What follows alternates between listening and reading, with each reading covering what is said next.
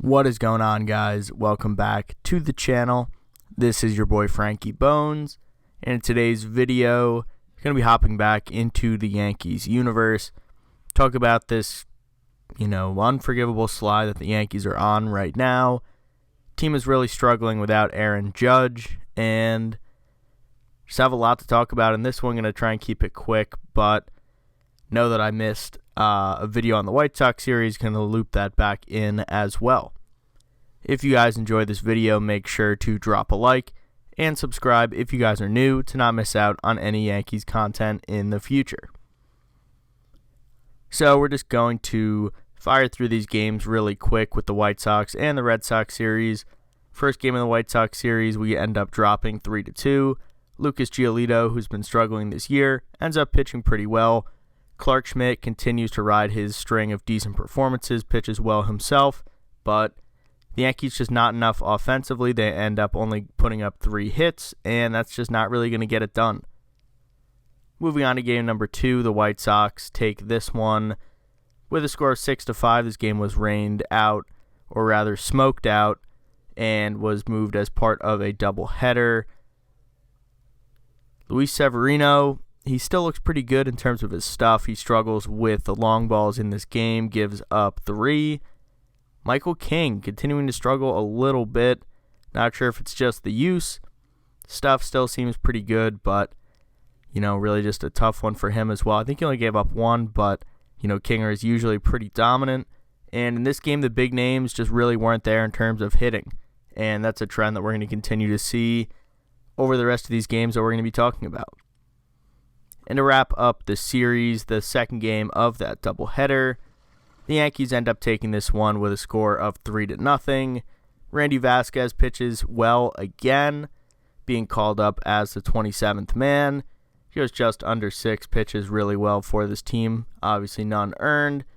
And the Yankees get it done with the long ball in this one to sort of limit the damage, but only taking 1 out of 3 from White Sox team at home that's playing the way that they are is really just unacceptable. Moving on to the Red Sox series, in game number 1, the Red Sox end up taking this one by a score of 3-2.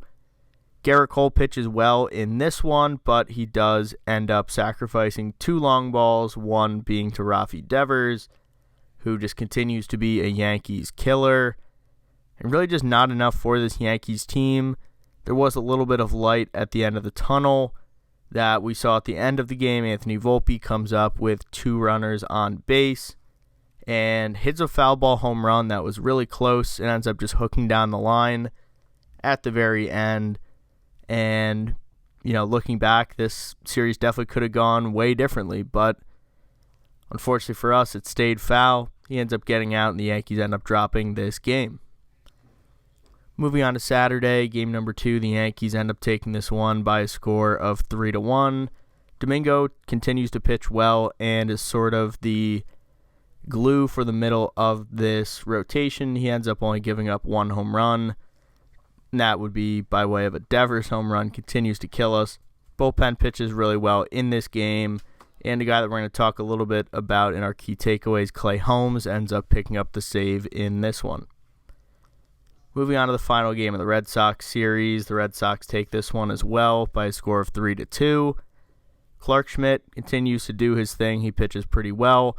Michael King comes in and has some difficulties again, so maybe someone to keep an eye on here as we head into this week, but only 3 hits for the Yankees again. This team is clearly just really struggling without their captain, Aaron Judge, and obviously it's not all on one guy. I don't know if everybody's trying to do too much, but 3 hits against literally any MLB team is not going to do it, and just really is not what we would expect from a lineup that is almost back at 100%. Obviously outside of Aaron Judge, that's a big percent, but still unacceptable. The Yankees only take 1 of 3. So moving on to our key takeaways, the first thing I want to talk about is that although the Yankees only end up winning 2 of these games, starting pitching really gave them a chance to win all of these games. The worst, start of these 6 games was probably Sevy. He gave up 4 earned on 3 home runs, but Even at 4, the Yankees should be able to put up 4 runs at home. Sevy's stuff still looked really good, and the bullpen had some trouble in that game. Obviously, it was 6-5. The Yankees lost that game 2 against the White Sox. And this is really what you look for throughout the season. You really just need your starting pitching to give you an opportunity to be able to try and come back. As good as the Yankees bullpen has been to this point, it's really all you can ask for. So just wanted to give a quick tip of the hat to the starting pitching. In particular, Clark Schmidt, 2 pretty quality starts here in this 6-game span. Randy Vasquez pitched well, coming up as the 27th man. So something to look at if we see this trend continue as this rotation continues to level out. Our second key takeaway, although the starting pitching has been good, we have had some trouble with giving up the long ball. I think we gave up a home run in every game besides the game with Randy Vasquez. So this was something that our rotation had done a good job of up until this point, of limiting the amount of damage due to the long ball. And, obviously this could just be a little bit of regression back to the mean, but obviously not a positive trend for this team. Moving on to our third key takeaway, the big name hitters have really disappeared, and it's really alarming, especially without Judge in the lineup. These are the guys that you expect to come through in situations and are a driving force for this team. Literally any one of them without Aaron Judge in the lineup. The guys that we're talking about, Giancarlo Stanton, we're talking about DJ, we're talking about Josh Donaldson, we're talking about Rizzo. Rizzo might be on one of the coldest stretches in his entire career. He had a really great start to the season, but has really had difficulty here over the past 2 weeks or so. In this 6-game series, those 4 guys combined were 6 for 66, which is good for a .091 batting average. That's really not going to get it done. I know that Donaldson and Giancarlo both coming off of the IL recently, so obviously still trying to find their way. Donaldson's had the power, but really outside of that has been struggling getting on base. Giancarlo only had that one rehab assignment in Somerset that I was at, but that's just ultimately not going to get it done. DJ looking like a shell of himself, so going to need to see these guys step up. Obviously, we'll talk about Aaron Judge here in just a little bit. Our last key takeaway that I sort of alluded to talking about the games, the confidence in Clay Holmes is back. He's really been pitching a lot better as of late, and I think that that's showing, and I think that it's showing in the situations that he is now getting himself back into. He was always given these opportunities, but just more consistently now at this point. He's only given up 1 earned run in his last 18 appearances, which is really fantastic. His ERA coming way back down, I believe down around the 2.5. So love to see that trend. Obviously, this bullpen being so strong, really need that anchor at the back end. And I think that he's rounding back into form. His command and stuff has been a lot better. He's integrated that sweeper that has sort of taken over the MLB this year, and it's been good. It's a good mix from his slider, a little bit of different movement, and I think sometimes when he hangs that slider over the plate, that sweeper gives him just a little bit more room for error, I would say, just based on the horizontal break.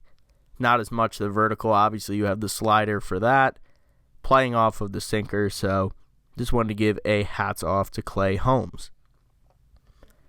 Moving on to some injury news, some pretty interesting updates for you guys. So we'll talk about Carlos Rodon. Obviously, there was all those pictures of him throwing on Mars when all the smoke was coming down from Canada. And the update on him, he's going to throw a live BP on Thursday. If all goes well, then the Yankees expect him to begin minor league rehab assignments. So, again, more promising steps in the right direction. Still a pretty decent ways away as he continues to build up that confidence, that strength in his arm, be able to throw more pitches in these sessions. So, all these updates should be really good for him, and we're going to get some tangible sort of progress updates as he continues to start with these rehab assignments and really get a good feel for where he's at and when he can potentially return. Next, we'll move on to Nasty Nestor. We talked about it in our last video. He had that issue where he felt like his shoulder was having difficulty recovering. Between starts, he was retroactively put on the 15-day with a shoulder strain, retroactive to 6/5. Not really any updates on him. I think that they were kind of shutting him down for about 2 weeks, I think retroactive to about that day. So just about another week probably with him either doing no throwing or light throwing. So hopefully in the next video we'll have something tangible to share with you guys on Nestor. Moving on to Harrison Bader. Aaron Boone came out and said that Bader will begin playing in games next week. His quote was from last week, so, speaking about this week in particular, he said that he's getting closer. He didn't mention when talking about games if that would be minor league or if that would be in the MLB. I highly doubt that anything will happen today as I'm recording this on Tuesday. I think that they'll probably play it safe. He'll be out Tuesday and Wednesday, off day Thursday for the Yankees, and then travel up with them to Boston. And finally, we'll talk about the big man, the captain, with his right toe sprain. As Dodgers can't keep getting away with this. That cement has been uncovered for decades, and now it hits the game's biggest star. And he's put on the 10-day retroactive to 6/4, so in theory could be returning soon. Aaron Boone, really not many updates on this, just saying that he's just as curious as everybody else. The only thing that we sort of got a little bit of a nugget from him here is that Aaron Judge continues to get better. Not really sure exactly what that means, so obviously you can interpret that as you will, but hopefully Judgy will be back soon. The offense definitely needs him, and although he's in the clubhouse, I think he needs to step up and say something to some of these guys, and we really need some help here. Really need to rebound, and some of our biggest names just aren't getting it done right now at the moment. And finally, we'll move on to who's on deck. Talk about the next few series coming up for the New York Yankees. We had an off day on Monday, recording this here on Tuesday. A big theme for us here in the month of June, a lot of off days. Tonight, we will be traveling up to Queens, little Subway Series 2 against the New York Mets. Then we'll have an off day on Thursday, like I mentioned, traveling up to Boston for a 3-game set against the Red Sox. Hopefully we're able to make the adjustments. We only ended up scoring 7 runs in a 3-game series at home against the Red Sox. That's really just not going to be able to get it done.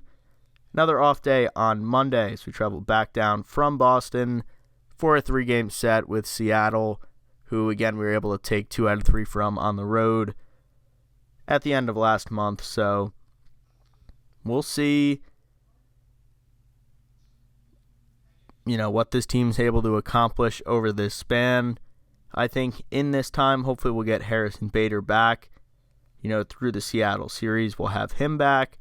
Definitely some better updates on Nestor, maybe able to get him back in the rotation, and certainly hoping that we can get Aaron Judge back in the mix, as the team desperately needs him. But that's going to do it for this episode, guys. Let me know what you think of this Yankees slide over the past 2 series in the comment section down below. If you guys enjoyed the video, make sure to drop a like. Subscribe if you're new to not miss any Yankees content in the future. But for now, that's going to do it for me, guys.